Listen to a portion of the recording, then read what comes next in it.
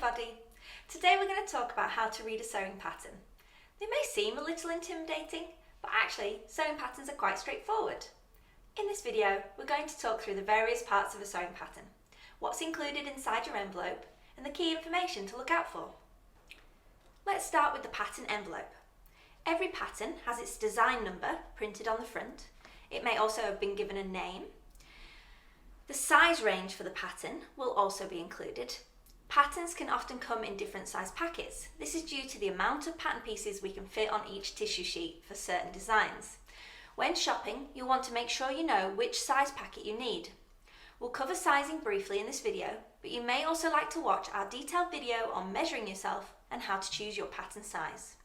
Every envelope will feature an inspiration image showing you how we made up the garment, but you can choose your own colours and prints to create a unique look. Just focus on the style lines to see what types of sleeves, bodices, skirts or trousers legs you like and might want to sew. We also use line art and illustrations so you can clearly see the details of each view of the pattern. These are labelled with letters A, B, C, etc. If you're nervous about getting started, it can help to look out for labels like easy or learn to sew for extra reassurance that the designs will be simple to achieve if you're starting out. Now onto the back of the pattern. The layout can change slightly depending on how much information there is to show, but there are standard elements you'll encounter across all designs. Envelopes are divided into sections and both show metric and imperial measurements. First, there is a size chart showing body measurements that we allocate to each size as we create the pattern. It is usually printed on the envelope flap, but you may also find it on the back of the pattern. This is an early guide for what size you might want to sew, but there is additional information you can consider before settling on your preferred size. If you're between sizes, you will simply grade between the two to achieve your perfect fit, but remember to use the highest size when shopping to make sure you have enough fabric and supplies. You can also jump down to the finished garment measurements section, which are really helpful.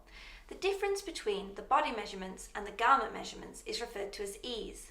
You'll generally need 1 to 2 inches of ease for a close-fitting garment, so you can breathe and move and eat. But certain fashion styles are designed intentionally bigger. For instance, a loose floaty blouse may have 3 to 4 inches of ease included.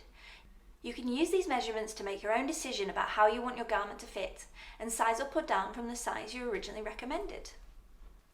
You'll also see fabric suggestions. These are what the pattern designer recommends you make your garment in to achieve the best finish.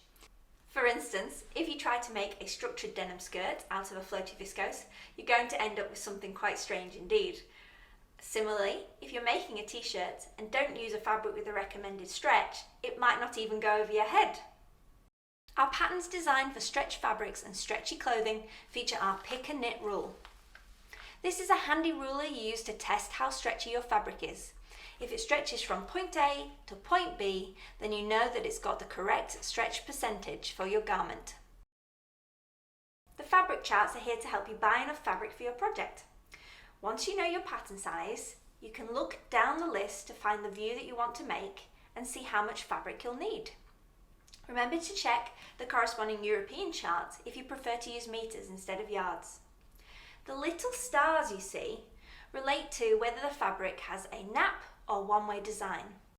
Nap refers to fabrics with a pile, like velvet, corduroy and fur, and they all brush in a single direction. The stars show whether this has been taken into consideration for the recommended fabric length, as you'll need extra fabric to cut it out correctly. For instance, this fabric has ladies printed all over it. You wouldn't want all your ladies to appear upside down by using the wrong cutting layout. You'll also see interfacing listed in the fabric chart. This is a fabric stiffener you fuse in place with your iron or sew into your garment to add support. As this is sold by the yard or meter, it's helpful to see the quantity here rather than in the notions section. You'll see how much you need, what weight it should be, and whether it should be fusible or sew-in. Let's take a look at our instruction booklet. You'll generally see a repetition of the line art so you can pick your view, a summary of the pattern pieces included with a handy guide of which pieces correspond to which view of the pattern, so you don't cut out more than you need. There are general directions that give a summary of the pattern markings you'll see on the tissue and crucially what seam allowance has been added to the pattern. All of our sewing patterns have seam allowance included, so you don't have to add it while cutting out. And the majority of our patterns use a seam allowance of 1.5 or 5/8 of an inch if not stated otherwise. There are also tips for how to prepare your fabric for cutting, the key phrases used in the instructions. Extra special considerations for certain fabrics will also be detailed. The lay plans are blueprints for how to lay your pattern pieces on top of your fabric. There can be different versions depending on the size you're sewing, as well as whether you're using a fabric with nap or one-way design. When ready, you'll find your pattern view and your chosen size, and you'll replicate the layout on top of your fabric. Sewing steps are broken down into easy-to-follow sentences with illustrations to show you what to do. It can help to look ahead before you get started so you know what's involved. Now let's look at our tissue paper sheets. Our tissue paper is see-through to help you position your pieces on printed fabric. Most pattern pieces will be nested with multiple size lines around the edges for you to choose from. Cut around the size you need, and if you're between two sizes, draw a new cutting line with a pencil and ruler that blends the two sizes on every required piece.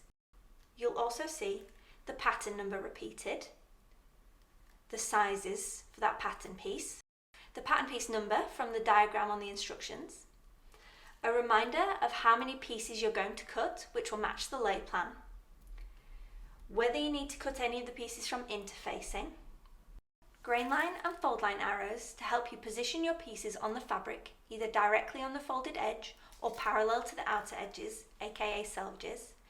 You'll also see triangle notches, which help you match up pattern pieces together, and circles and squares to show you where to start or stop sewing, or place a feature like a pocket or a zip. Once you've used your tissue sheets, you can fold up the pieces neatly and store everything back in the envelope to use again in future. There you have it! Not so scary after all. Now you know how to read your pattern and get started on your first project.